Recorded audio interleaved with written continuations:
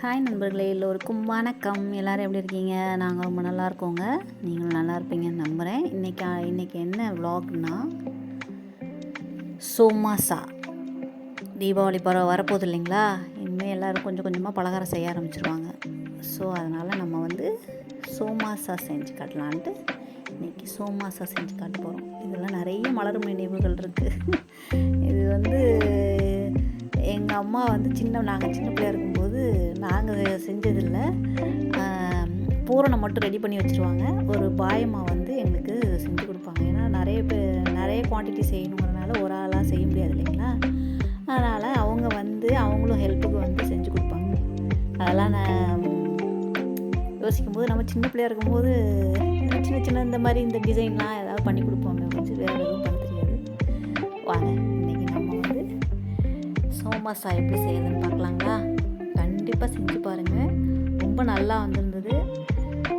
Try பண்ணி பார்த்துட்டு எனக்கு கமெண்ட் பாக்ஸில் கமெண்ட் பண்ணுங்கள் எப்படி இருந்துச்சுன்னு. பிடிச்சிருந்தா கண்டிப்பாக சப்ஸ்கிரைப் பண்ணி வச்சுக்கோங்க, லைக் பண்ணுங்கள், உங்கள் ஃப்ரெண்ட்ஸ் அண்ட் ஃபேமிலிக்கு ஷேர் பண்ணி விடுங்க. இப்போ எப்படி பண்ணுறதுன்னு பார்க்கலாங்களா? நான் கொஞ்சம் ரிச்சாக இருக்கட்டுமேனு இந்த மாதிரி பூரணம் ரெடி பண்ணியிருக்கேன். இதுக்கு ஆப்ஷனலும் நான் சொல்கிறேன். என்னென்ன நான் இப்போ போட்டிருக்கேன்னா, பாதாம் முந்திரி ட்ரை ரோஸ்ட் லைட்டாக வறுத்துட்டு அதை இந்த அளவுக்கு வறுத்துட்டு ஆற வச்சு வச்சுக்கோங்க. அப்புறம் நிலக்கடலையும் வறுத்து அதையும் அதோடு சேர்த்து ஆற வச்சு மிக்ஸி ஜாரில் நல்லா பல்ஸ் மோடில் போட்டு அரைச்சி எடுத்துக்கோங்க. ரொம்ப ஃபைனாக வராது, ஓரளவுக்கு இதாக இருக்கும். பல்ஸ் மோடில் போடுங்க. ரொம்ப ஆட்டினீங்கன்னா எண்ணெய் பிரிஞ்சு வந்துடும். ஓகேங்களா? இந்த அளவுக்கு நான் காட்டுறேன் பாருங்கள். இந்த அளவுக்கு இருந்தால் போதும். இந்த மாதிரி அரைச்சி எடுத்து வச்சுக்கோங்க. நம்ம நிறைய குவான்டிட்டி செய்யும்போது ட்ரை ஃப்ரூட்ஸ் இவ்வளோ ரிச்சானது செய்ய முடியாது இல்லைங்களா? அதுக்கு நான் ஆப்ஷனல் இருக்குது, சொல்கிறேன். ஓகேங்களா? பொட்டுக்கடலையும் ரவையும் போட்டுக்கலாம் ஆப்ஷனலாக. நான் அது எப்படின்னு சொல்கிறேன். அதுக்கு முன்னாடி இப்போ இந்த தேங்காய் இருக்குது இல்லைங்களா? தேங்காய் நான் ஒரு தேங்காய் எடுத்திருக்கேன். ஒரு தேங்காயில் தோலை நல்லா சீவிட்டு எடுத்து வச்சுருக்கேன்.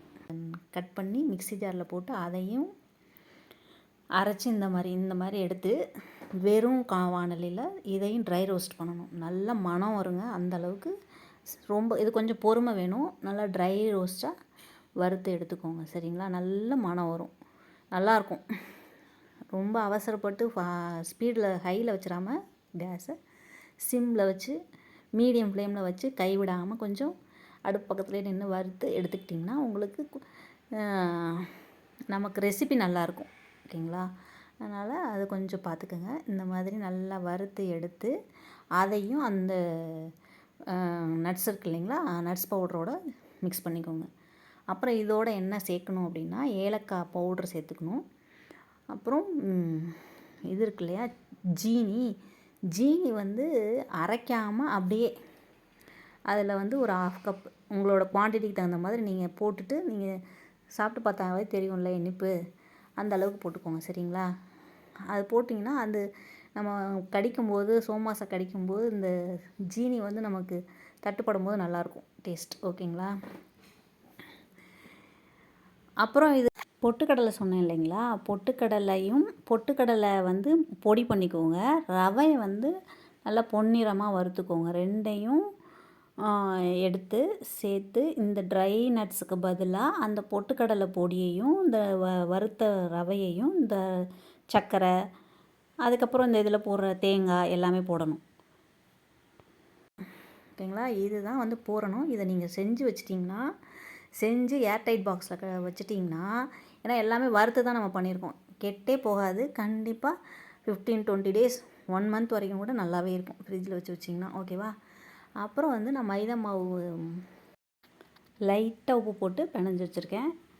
அப்போ தான் நீங்கள் உள்ளே இருக்கிற இனிப்பு சாப்பிடும்போது இந்த இதை சேர்த்து இந்த மாவில் லைட்டாக உப்பு போட்டிருக்கும்போது அது ஸ்வீட்னஸ் இன்னும் கொஞ்சம் தூக்கி கொடுக்கும். அதனால் கொஞ்சமாக உப்பு போட்டுக்கோங்க. நம்ம பிணையிற குவான்டிட்டிக்கு தகுந்த மாதிரி கொஞ்சமாக போட்டுக்கோங்க. ஓகேவா? இதை எவ்வளோ தின்னாக தேய்க்க முடியுமோ அவ்வளோ தின்னாக தேய்ச்சிக்கோங்க. சரிங்களா? அவ்வளோ தின்னாக தேய்ச்சி நான் ஒரு ஷேப் வரணுங்கிறதுக்காக ஒரு சர்க்கிள் ஷேப் உள்ள ஒரு இது எடுத்திருக்கேன். அந்த மாதிரி நீங்கள் கட் பண்ணி எடுத்துகிட்டு அதை நடுவில் ஒரு ஸ்பூன் வச்சு அது பூரணத்தை வச்சு அழகாக மடித்து நிறைய அந்த ஓரங்களை வந்து சும்மா அழுத்தி விட்டாவே நல்லா ஒட்டிக்கும். தண்ணிலாம் வச்சு நம்ம இது பண்ணணுங்கிற அவசியம் கிடையாது. நல்லா அழுத்தி ஒட்டிட்டு கொஞ்சம் அழுத்தி ஒட்டிக்கோங்க. இல்லைன்னா வந்து பிரிஞ்சிருச்சுன்னா அப்புறம் பூரணம் வெளியில் வந்துடும் எண்ணெயில் போடையில். ஓகேங்களா? அதனால் நல்லா போட்டு கொஞ்சம் அமுக்கிட்டு நிறைய டிசைன்ஸ் இருக்குது. சின்ன பசங்களெல்லாம் பண்ண சொன்னிங்கன்னா ரொம்ப இன்ட்ரெஸ்ட்டாக பண்ணுவாங்க. அவங்களுக்கு ரொம்ப பிடிக்கும். அவங்களுக்கும் என்கேஜ் பண்ண மாதிரி இருக்கும். பண்ண சொல்லி பாருங்கள். அவங்களும் ரொம்ப இன்ட்ரெஸ்ட்டாக பண்ணுவாங்க இந்த மாதிரி விஷயங்கள. நான் ஒரு 3 டிசைன் 4 டிசைன் காமிச்சிருக்கேன். அது இல்லாமல் இந்த ஃபோக் இருக்கு இல்லைங்களா, அதை லைட்டாக இம்ப்ரெஷன் மாதிரி கொடுக்கலாம்.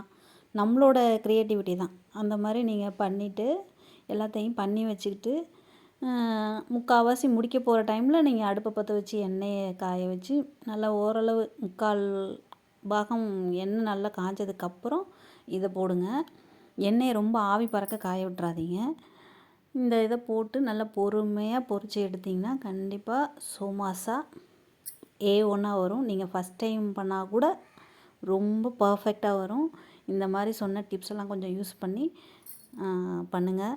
பண்ணி பார்த்துட்டு எனக்கு எப்படி இருக்குதுன்னு கமெண்ட் பாக்ஸில் கமெண்ட் பண்ணுங்கள். சரிங்களா? பூரணமும் நிறைய வைக்கலாம். பூரணம் வந்து இந்த கடையிலலாம் நம்ம வாங்கினோன்னா பூரணம் கொஞ்சமாக வச்சுருப்பாங்க. சரி, அதனால் நம்ம இந்த மாதிரி நிறைய டிசைன்ஸ் அந்த ஓரங்களை வந்து நம்ம பண்ணிக்கலாம். ப்ளெயினாக பண்ணாலுமே நல்லாயிருக்கும். இந்த மாதிரி ஏதாவது ஷேப் இந்த குழந்தைங்களெல்லாம் வச்சு பண்ண சொன்னால் கண்டிப்பாக அவங்களுக்கு ரொம்ப விருப்பமாக பண்ணுவாங்க. இந்த மாதிரி பண்ண சொல்லி நம்ம அந்த எண்ணெயில் போட்டு கொஞ்சம் பொறுமையாக அறுத்து எடுத்தோம்னா அருமையான சோமாசா ரெடி. ரொம்ப நல்லா இருந்தது. நீங்கள் ட்ரை பண்ணிவிட்டு இதிலே இன்னும் அந்த பூரணத்தை வச்சு இன்னொரு இதுவும் பண்ணலாம். அதையும் நான் உங்களுக்கு சொல்கிறேன். அந்த பூரணம் இருக்குது இல்லைங்களா, அதை கொஞ்சம் நிறையா செஞ்சு வச்சிட்டிங்கன்னா ஹெல்த்தியானதும் கூட. அதில் கொஞ்சம் நான் பண்ணியிருக்க பூரணத்துக்கு சொல்கிறேன். அந்த மாதிரி பூரணத்தில் கொஞ்சம் பொட்டுக்கடலை மாவு சேர்த்து கொஞ்சம் நெய் விட்டு அந்த ட்ரை ஃப்ரூட்ஸு அந்த முந்திரியை வந்து நான் கொஞ்சம் வறுத்து அதோடு வச்சு லட்டு மாதிரி பிடிச்சி குழந்தைங்களுக்கு கொடுக்கலாம். ஹெல்த்தியாகவும் இருக்கும், டேஸ்டியாகவும் இருக்கும். கண்டிப்பாக செஞ்சு பாருங்கள். இந்த மாதிரி நல்லா பொன்னிறமாக வறுத்து எடுத்துக்கோங்க. அப்போ தான் கிறிஸ்பாக இருக்கும். நான் வந்து மிச்சர் அந்த இதை வந்து இந்த மாதிரி 2 இதில் கண்டெய்னரில் போட்டு ஸ்டோர் பண்ணி வச்சுருக்கேன்.